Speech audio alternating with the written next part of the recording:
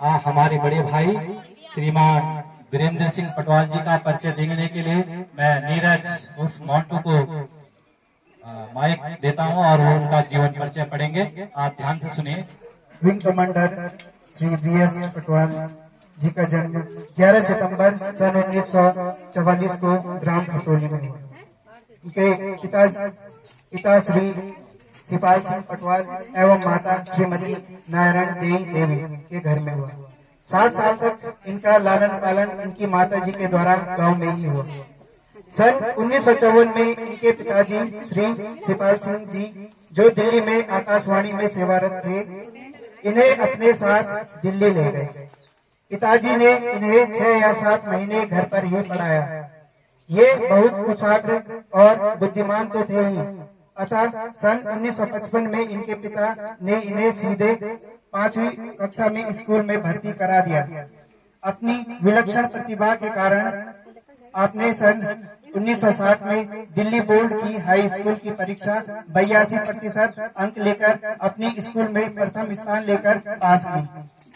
आप सन 1962 ईस्वी में भारतीय वायुसेना में एयरमैन अर्थात हवाई सैनिक भर्ती हुए। एयरफोर्स में सेवारत रहते हुए ही आपने AMIE की इंजीनियरिंग की डिग्री ली। अपनी योग्यता और परिश्रम के बल पर आपने सन 1978 में भारतीय वायुसेना में कमीशन लेकर पायलट अफसर के पद पर ज्वाइन किया। आप भारतीय वायुसेना से विंग कमांडर के पद से 1996 में सेवानिवृत्त हुए। एयरफोर्स से सेवानिवृत्त होने के उपरांत आप रक्षा मंत्रालय भारत सरकार के कैबिनेट सचिवालय के अधीनस्थ एविएशन रिसर्च सेंटर सहारनपुर में सीनियर इंजीनियर के पद पर पुनः सरकारी सेवा में आ गए और सन 2004 में वहां से सेवानिवृत्त होकर गुड़गांव में घर बनाकर बस गए। आपने जहां एक और नई सर्विस में सन 1962 के भारत चीन युद्ध का अनुभव अर्जित किया, वहीं आपने सन 1965 और 1971 के भारत पाक युद्धों में अपनी महत्वपूर्ण सेवाएं देकर भारत माता का वीर सपूत होने का प्रमाण भी दिया। सन 1985 में भारत और पाकिस्तान की सीमा पर दोनों देशों की सेनाओं के बीच एक आकस्मिक मुठभेड़ के समय वायुसेना की ओर से आपने महत्वपूर्ण भूमिका निभाई। सन 1966 ईस्वी में ग्राम कटूड़ पट्टी मनियारसू के सुप्रसिद्ध शिक्षक और अपने समय के नामचीन सामाजिक व्यक्ति श्री आनंद सिंह असवाल जी की सुपुत्री से आपका विवाह हुआ। आपकी धर्मपत्नी का नाम श्रीमती कमला देवी पटवाल है। आपके 2 पुत्र हैं और भरा पूरा परिवार है। आप इतने प्रतिभाशाली हैं, विद्यार्थी थे कि हाई स्कूल करते समय हिंदुस्तान टाइम्स अखबार के एक संवाददाता के साथ मिलकर आपने अखबार और आकाशवाणी के लिए समाचार लिखने का अनुभव भी प्राप्त किया। समाज सेवा में आपकी रुचि एयरफोर्स में सर्विस के समय से ही विकसित हो गई थी। सन 1968 में आपने दिल्ली में सेवारत खपरोली के वरिष्ठ जनों को साथ लेकर खपरोली ग्राम विकास के लिए एक समिति बनाई, जो कि कई वर्षों तक कार्य करती रही। सन 2004 में सेवानिवृत्ति के उपरांत पुनः आपका ध्यान ग्राम विकास की ओर अग्रसर हुआ और आपने खपरोली ग्राम विकास समिति के नाम से एक समिति गठित की। आपके नेतृत्व में उक्त समिति ने खपरोली में 3 बार सामूहिक पूजन के कार्यक्रम तथा सन 2012 में श्रीमद् भागवत सप्ताह का एक भव्य व विराट कार्यक्रम भी आयोजित किया। आपके नेतृत्व में कथित समिति निरंतर कार्य कर रही है। सन 2021 में आपने पहली बार ग्राम खतौली में 15 अगस्त का सफल आयोजन करवाया और अब आपके नेतृत्व में गांव में प्रतिवर्ष 15 अगस्त और 26 जनवरी के कार्यक्रम लगातार हो रहे हैं। ग्राम की महिला मंडली के माध्यम से कई अन्य कार्यक्रम निरंतर आयोजित कराए जा रहे हैं। अभी हाल ही में आपने कृष्ण जन्माष्टमी के दिन भजन कीर्तन के साथ कृष्ण जन्म और कृष्ण सुदामा नाटक तथा बच्चों के द्वारा खेलकूद और सांस्कृतिक कार्यक्रम भी आयोजित कराए हैं। अपनी अटगाही के लिए आपके मन में असीम प्रेम और लगाव है। सन 2002 में आपने आप सहारनपुर से हवाई जहाज लेकर अपने क्षेत्र को आकाश से निहारने आए और आपने अटगाई के 4 चक्कर काटकर अपने इलाके को जी भर निहारा। बाद में जब आपसे पूछा गया कि ऊपर से आपको अपना इलाका कैसा दिखाई दिया, तो आपका उत्तर सुनने और मनन करने योग्य था। आपका कहना था कि ऐसा लग रहा था मैं आकाश से नहीं धरती से ऊपर अपनी आटगाई को देख रहा था और वह आकाश में स्वर्ग की तरह सुंदर लग रही थी। उनके इस उत्तर को सुनने के बाद अपनी मातृभूमि से इनके गहरे प्रेम का परिचय मिलता है। आइए हम सब मिलकर खपरोली ग्राम गौरव विंग कमांडर श्री वीरेंद्र सिंह पटवाल जी को दीर्घायु के लिए ईश्वर से प्रार्थना करते हैं। धन्यवाद। जैसा कि अभी पटवाल जी ने मेरा एक संक्षिप्त परिचय दिया, क्योंकि आना कम होता है हमारा, तो मैं आपको अपना थोड़ा सा इंट्रोडक्शन दे दूं। मुझे उत्तम कुमार सिंह कहते हैं और यज्ञ में यहाँ 19 साल से हूँ, लेकिन चूंकि कम होता है आना जाना और समय अभाव भी रहता है, इसलिए काफी नहीं जानते होंगे मेरे बारे में, तो इसलिए मैं आपको थोड़ा सा इंट्रोडक्शन दिया। और बहुत ही जब श्री पटवाल जी ने मुझे फोन किया, उन्होंने बताया अपनी विंग कमांडर, तो बहुत अच्छा लगा कि लोग आज की इस भौतिकवादी युग में जन्मदिन मनाने की प्रक्रिया सही करें एक छोटे से कमरे में हॉल में होती है, लेकिन सर ने जिस तरह से इसको एक अपना जन्मदिन क्या एक उसको सामाजिक उत्सव दे दिया। इस धरती को नमन करता हूँ कि यहाँ पर इस तरह से की विभूतियां भी हैं। दूसरी बात यह है कि एक बात अभी आपने कही कि वैसे तो हम जमीन पर भी रह करके जमीन पे नहीं आ पाते। श्री पटवाल जी हवाओं से बातें करते हुए भी आज अपने उनको याद रहा, अपनी धरती, अपना गांव, अपनी जन्मस्थली। एयरमैन से कमीशन तक प्राप्त करना आज भी इस इंफॉर्मेशन हाईवे के जमाने में भी एक बहुत दुष्कर और कठिन काम है। हम एक कहानियां में इस सब चीजें पढ़ा करते हैं कि bloom where you have planted, वहीं पे खिलो जहां तुम रोप दिए गए हो। यद्यपि अगर आप जैसा कि सर ने कहा कि पिताजी चाहते थे कि सिविल सर्विस में कहीं कम्पीट कर भी सकते थे, लेकिन आपने उसको चरितार्थ किया कि वहीं पे खिलो जहां पे कि तुम रोक दिए गए। आप जो है एक एयरमैन से कमीशन तक प्राप्त करना निश्चित रूप से आप जो है प्रेरणा के स्रोत हैं और प्रेरणा के स्रोत रहेंगे। और जो है ये हम जो है तमाम सारे जो भी यहाँ पर उपस्थित हैं, जो यंग जनरेशन के लोग हैं और जो अभी भी तमाम सारी भौतिकवादी चीजों में जो अपने को छोट मतलब एक तरह से अभी एक सकायर में मुझे याद आता है, मैं तो बहुत दिन से हूँ और मैं गढ़वाली भाषा भी थोड़ी बहुत समझ लेता हूँ। और एक सकायर नेगी जी ने लिखा कि मुझे पहाड़ी मत बोलो मैं देहरादून वाला, और मैं समझता हूँ कि वो सकायर वो एक व्यंग है और उस सकायर को भी आपने झुठलाया। और अगर इस तरह से जो तमाम सारे पलायन आयोग पलायन पे बातें करने वाले, मैं देखता हूँ कि फेसबुक पे लिखते हैं लोग मेरू पहाड़ मेरा पहाड़, लेकिन रहने के लिए नहीं आए। अभी हमारे टीचर से तमाम सारी बातें, हम यहाँ कार्यक्रम भी आयोजित होता है, सरकारी कार्यक्रम की प्रमोट करिए इसको कि कोई पलायन न करे, लेकिन जब बात आती है तो हर आदमी ये कहीं नौकरी कर लेता है, चाहे वो टीचर हो, बैंक में हो, कहीं भी हो, तो पहले वह एक प्लाट खोजता है, या तो देहरादून में या तो फिर हरिद्वार में या हल्द्वानी में या नैनीताल। वो जो है रियल उसको जो है।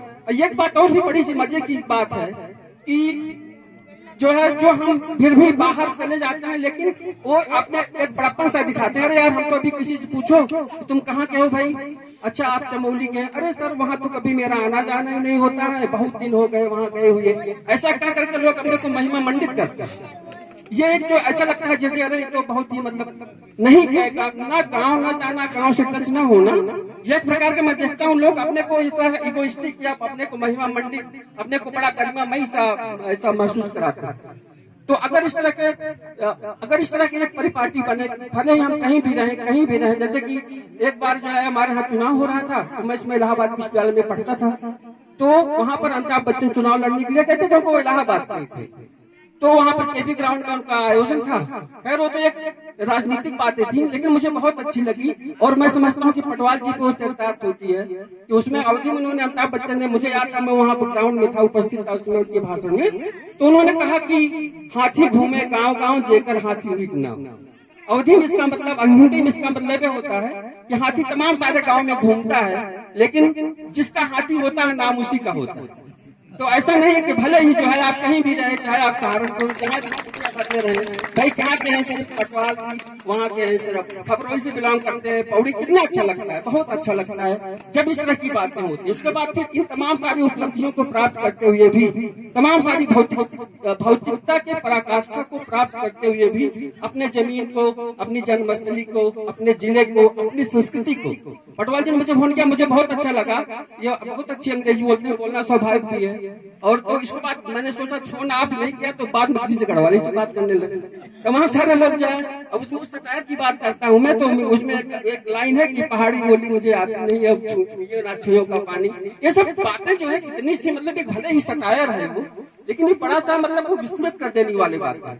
अच्छा ये बात मैं तो बिलोंग करता हूँ प्लेन से, और ऐसा नहीं है कि यह कल्चर जो है पलायन का और भौतिकतावाद का जो भूत है वो केवल यहीं पे है, वो प्लेन्स में भी यही हाल है। वहाँ भी लोग जब छोटा सा भी अगर कुछ कर लेते हैं तो कहीं न कहीं अपने को सेट करके और कहते हैं अरे हम तो भाई वहाँ के हैं और मैं बहुत दिन हुआ वहाँ गया नहीं, कितनी शर्म आती है, मुझे भी बहुत शर्म आती है कि हम तो भाई वहाँ के हैं और हम गए नहीं, क्यों नहीं गए, जाना चाहिए। और एक बात कितनी मतलब जो बात शर्म की बात उसको आप जो है महिमा मंडित करने का एक तरह का उपक्रम लोग करते हैं। तो इस तरह की तमाम सारे बातें हैं, बहुत अच्छा लगा। और मुझे मैं आपको क्या बोल सकता हूँ, हमारी तरफ से आप सबको सीनियर सिटीजन पटवाल जी को ढेर सारी हार्दिक शुभकामनाएं कि आप इसी तरह से जन्मदिन मनाते हैं, हमको प्रेरणा ग्रोथ करते हैं। बहुत बहुत धन्यवाद। आदरणीय वयोवृद्ध नागरिकों, हमारे क्षेत्र के विशेष मैं आपके आशीर्वाद के लिए यहाँ खड़ा हूँ और मैं उन सभी सदस्यों का आभार प्रकट करना चाहूंगा जो इस अवसर पर यहाँ उपस्थित हुए हैं। हमारा बेटा अंशु, कर्नल साहब, कर्नल खाने, प्रिंसिपल साहब और बाकी हमारे आसपास के गांव के ग्राम पंचायत के अध्यक्ष और अध्यक्षाएं, मैं आप सबका दिल से आभार व्यक्त करता हूँ। कहने को तो मैं इस गांव का हूं, लेकिन देखा जाए मैं 7 साल की उम्र में ये गांव छोड़ दिया था। 7 साल की उम्र में छोड़ के मैं 77 साल की उम्र में यहाँ आया। मुझे अभी कुल 3 साल हुए इस गांव में आए, लेकिन मेरा लगाव इस गांव के साथ मेरी सर्विस के दरमियान में भी था। बार बार मैं आप लोगों से मिलता रहता था और मेरी इच्छा थी कि मैं आखिर में अपनी सर्विस के अंत में गांव में जाके रहूं और आप लोगों का सहयोग पाऊं। अब मैं गांव में तो आ गया, इसके 2 कारण थे। एक तो मुझे मेरी मातृभूमि बुला रही थी, जिस भूमि में मैं पैदा हुआ था मैं उसका ऋण कैसे चुकाऊं, यही मेरे मन में था। यही सोच के मैंने ये सोचा नहीं, मैं अपने गांव में रहूंगा। मेरा एक मकान देहरादून में था, 3 स्टोरी मकान था, सब कुछ था। मैं उसको बेच के यहाँ आया। क्यों आया? क्योंकि मुझे आपका प्रेम चाहिए था। यहाँ मैंने अपने पुराने घर को नया बनाया और एक और नया घर दूसरा उसके साथ में जोड़ा, इसलिए कि मैं आप लोगों के साथ रह सकूं। ये मेरा मातृ प्रेम था और उसका ऋण मैं इस प्रकार से चुकाना चाहता हूँ। ऋण के कई प्रकार के होते हैं, मातृ ऋण, पितृ ऋण। अब पितृ ऋण का सवाल ये है, अब जैसे मैं 7 साल की उम्र में बाहर चला गया था, माँ मेरी गांव में रहती थी, पिताजी मेरे साथ रहते थे, मैं अपनी माँ की किसी प्रकार से सेवा नहीं कर पाया। पिताजी की भी एक बड़ी मेरे बाल्यावस्था में उनकी मृत्यु हो गई थी, तो उनकी भी सेवा नहीं कर पाया। तो मैंने सोचा भाई उसका माध्यम क्या है, कैसे ये पितृ ऋण चुकाया जाए। इस पितृ ऋण को चुकाने के लिए मैंने कहा कई लोग तो कई पूजा करते हैं, सप्ताह करते हैं, कई चीजें करते हैं, लेकिन अपने रहते रहते अगर अपने अपने से बड़े लोगों का कुछ सेवा हो सके, अगर उनकी देखभाल हो सके, तो मैं समझूंगा मैं अपने पितृ ऋण से थोड़ा बहुत मुक्त हो गया। यही सोच के मैंने ये आयोजन किया है। और ये तो मेरा जन्म तो एक अवसर था कि मेरा आज जन्मदिन है। वास्तव में मेरा मेन मकसद, मेरी पूरी इच्छा ये थी कि मैं अपने गांव, अपने अगल बगल के लोगों की देखभाल कर सकूं और उनकी सेवा कर सकूं। मेरा यही विचार है और अपने नए साथियों से भी यही मैं कहूंगा कि आप लोग जो है ना बाहर जाके अच्छी अच्छी जगह रह रहे हैं, बड़े बड़े महलों में रह रहे हैं, लेकिन गांव में भी जहां आपका जन्म हुआ है वहां भी कुछ जो आपके मकान के अवशेष बचे हुए हैं उनका पुनर्निर्माण करके वहां आने की कोशिश करें। मनुष्य जो है ना उछाल बहुत मारता है, उछाल मार आप जरा कूदेंगे कितना जम करेंगे, लेकिन अंत में आपके पांव जमीन में गिरेंगे, आप हवा में नहीं रह सकते। इसलिए आप कितने भी बड़े हो जाएं, आपको आना जमीन में ही है। इसलिए किसी प्रकार का अहंकार, किसी प्रकार का आपको ये नहीं होना चाहिए मैं बहुत बड़ा हो गया। छोटा भी उतना ही है आपके लिए, बड़ा भी उतना ही है। अगर आपके मन में हो गया कि भाई मैं छोटे लोगों से क्यों बात करूं, वो बिल्कुल गलत बात है। आप ये नहीं समझो। अच्छा, मैं एक बात ये भी बताना चाहता हूं कि जो हमारे भाई लोग, बहनें और सिस्टरें जो गांव में रह रहे हैं, वो शहरों में रहने वाले लोगों से बहुत अधिक चतुर है। उनका ज्ञान हमसे ज्यादा शहरों वालों में से रहने वाला है। शहर में क्या है, मैंने देखा है, एक मकान में आप रहते हैं, पड़ोसी आपको जानता नहीं है, कुछ नहीं जानता है। लेकिन यहाँ क्या है, आप इस गांव के, आप 8 गांव के लोगों को जानते हैं। देखो, यही बात होती है। अगर मैं आज का दिन शहर में ये अपना जन्मदिन मनाता तो वहां क्या होता, मेरे पड़ोसी एक पंजाबी भाई होते, एक दूसरे भाई होते, उनसे हेलो हेलो करके जी हैप्पी बर्थडे हो जाता। लेकिन आज मैं अपने भाई बंधुओं के साथ इकट्ठा होकर यहाँ पर 2 बातें कर पा रहा हूँ तो मुझे इससे बहुत खुशी है। और मैं इसके साथ यही कहूंगा कि आप लोगों का आशीर्वाद मुझे हमेशा इसी प्रकार मिला रहे, तो भगवान मैं आपकी सेवा करने के लिए और भी आगे प्रस्तुत हूँ और रहूंगा। मेरा आप लोगों से आग्रह है कि अगर किसी प्रकार की सेवा मेरे से हो सके तो आप बेशक बिना हिचकिचाए मुझे पूछ सकते हैं। मैं घर में रहता हूँ, आपकी सेवा के लिए तत्पर तैयार रहूंगा। अंत में मैं यही कहूंगा कि मुझे आपका आशीर्वाद हमेशा साथ में रहे। धन्यवाद। मेरे पूज्य जीजा जी विंग कमांडर, जिनके 80वीं वर्षगांठ पर यहाँ पर सब लोग एकत्र हुए हैं, उसी आमंत्रण में हम भी यहाँ पर पधारे हुए हैं। तो उनकी एक ससुराल पक्ष की ओर से हम जितने भाई बंधु यहाँ पर पधारे हुए हैं, उन्होंने हमसे अनुग्रह किया कि आपकी तरफ से, आपकी गांव की तरफ से, हमारे गांव की तरफ से कौन मंडी तो हमारे को है, हम तो 2-4 आदमी आ रखे हैं। लेकिन इसके बावजूद भी जब उन्होंने आग्रह किया है तो मुझे यहाँ पर आने का शुभ अवसर मिला है। मैं न तो गीतकार हूँ, न तो ऐसा वक्ता हूँ कि मैं 2 शब्द बोल सकूँ, क्योंकि वक्ता बोलने के लिए भी आजकल नेतागिरी में जो कुछ बोला जाता है, जो कुछ भाषण बोले जाते हैं, सब टोटली झूठे बोले जाते हैं। इसलिए मैं उस पक्ष का पक्षधर नहीं हूँ। लेकिन फिर भी यहाँ पर यदि उनकी बात को मैं स्वीकार नहीं करता तो ये ठीक बात नहीं थी, तो मुझे यहाँ पर आना पड़ा। इससे पहले यहाँ पर बहुत से भाषण हुए हैं, लोगों ने अपनी तरफ से उनके बारे में जो कुछ भी कहा है वो अति संयुक्त बिल्कुल नहीं है। वो बिल्कुल सरासर धरती से जुड़े हुए पुत्र थे और इसी कारण इतने आगे बढ़े हैं। आपको जानकर ये आप जाने की मैं कौन हूँ। मैं विंग कमांडर BS पटवाल के साथ पढ़ा हूँ। उनके सानिध्य में मैंने पढ़ाई की है। पढ़ाई करने के बाद उसके बाद उनकी पोस्टिंग तेजपुर आसाम में हो गई और मैं वहाँ से घर वापस आ गया और अपने रोजगार में जो भी मैं बना, मैं वहाँ पर मैं बना।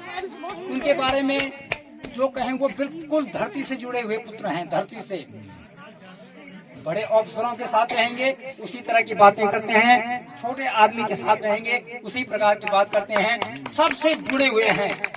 आजकल हमारी यहाँ पर गांव में विद्यालय हैं, हमारी जो माँ बहनें हैं, ये क्या है आजकल गढ़वाली भूल गए हैं। अपनी धरती से जुड़ेंगे कैसे भाई? हमारी पहचान जो है हमारी जड़ है। जब हमें पता नहीं कि हमारी जड़ कहाँ है तो हम कैसे बताएंगे हम गढ़वाली हैं? तो जड़ से जुड़ना बहुत जरूरी है और जड़ से जुड़ने के लिए जो है अपनी भाषा का होना भी बहुत जरूरी है। बिना भाषा के कोई देश नहीं होता है। हमारे तो अनेक भाषा अनेक बोलियों का देश है, तो हमें अपनी जब बोली भाषा से हम जुड़े रहेंगे तभी हम आगे बढ़ सकते हैं। और यहाँ पर जो कार्यक्रम उन्होंने यहाँ पर स्थापित किया है वो बहुत ही सराहनीय है और एक तरह से मतलब आने वाली पीढ़ी के लिए एक संकेत है कि आप भी इस तरह से करें तो हमारी जो संस्कृति है वो बची रहेगी।